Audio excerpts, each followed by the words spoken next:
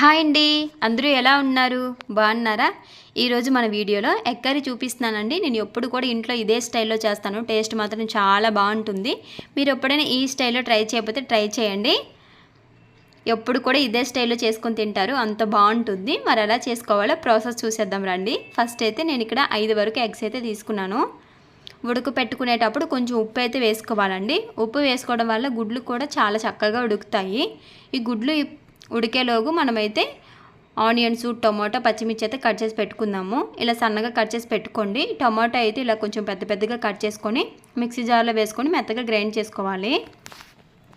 ఇక్కడ medium size ఉల్లిపాయలు అయితే ఒక 2 తీసుకున్నాను. అలానే పచ్చిమిర్చి ఒక 2 తీసుకున్నాను. టొమాటో ఒక చిన్న సైజు 4 వరకు తీసుకున్నాను. ఇవన్నీ పక్కన పెట్టేసుకుందాము. ఇప్పుడైతే గుడ్లు ఉడికేయలేదో చూద్దాము. గుడ్లు అయితే ఉడికేయలేదో చూడడానికి ఇలా పగుళ్ళు అయితే వస్తాయి.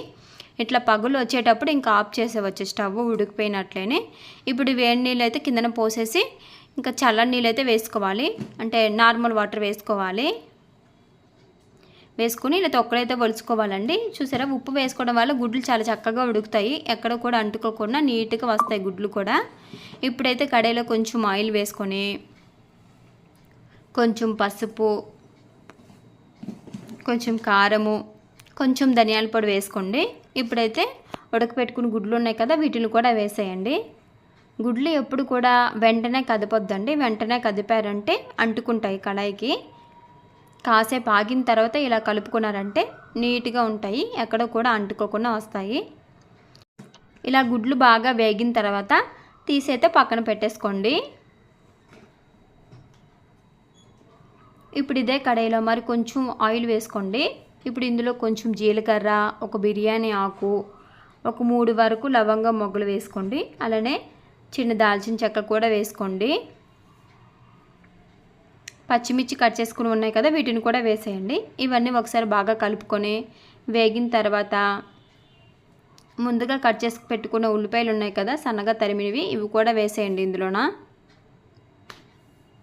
అంతా బాగా ఒకసారి కలుపుకొని ఆనియన్స్ బాగా ఫ్రై అవ్వాలండి, అప్పుడే బాగుంటుంది కూర కూడా.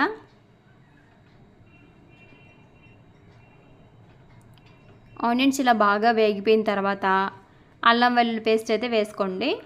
నేనైతే అప్పటికప్పుడు దంచిందే వేసుకుంటాను.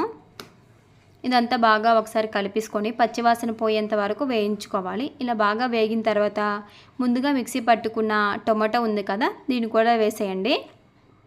ఈ టమాటాలో కొంచెము పసుపు, మీ రుచికి తగినంత కారము, కొంచెం ధనియాల పొడి కూడా వేసుకొని మొత్తం అంతా బాగా కలిపేసుకోవాలి. ఇప్పుడు మూత పెట్టేయండి. టమాటా బాగా మగ్గాలి, అప్పుడే టేస్ట్ బాగుంటుంది. చూసారా, చుట్టూరు కూడా ఆయిల్ తేలింది కదా, ఇలా వేగితే టేస్ట్ కూడా బాగుంటుంది కర్రీ. ఇప్పుడు ఇందులోనే 1 గ్లాసుల వరకు వాటర్ వేసుకుందాము.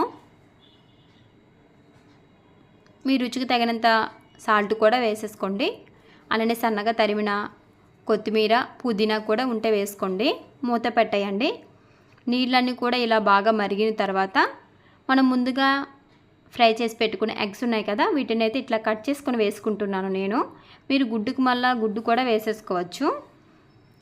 గుడ్డు వేస్తే లోన కొంచెం తినేటప్పుడు పచ్చి పచ్చిగా ఉంటుంది కదా, అంటే చప్పగా ఉన్నట్లు ఉంటుంది కదా. ఇలా కట్ చేసుకోవడం వల్ల లోపల వరకు టేస్ట్ బాగుంటుంది. అంటే కారము, పసుపు అన్నీ పడతాయి కదా, ఉప్పు అన్నీ కూడా టేస్ట్ బాగుంటుంది తినేటప్పుడు. నేను అందుకే ఎప్పుడు కూడా ఇలా కట్ చేసుకుంటాను.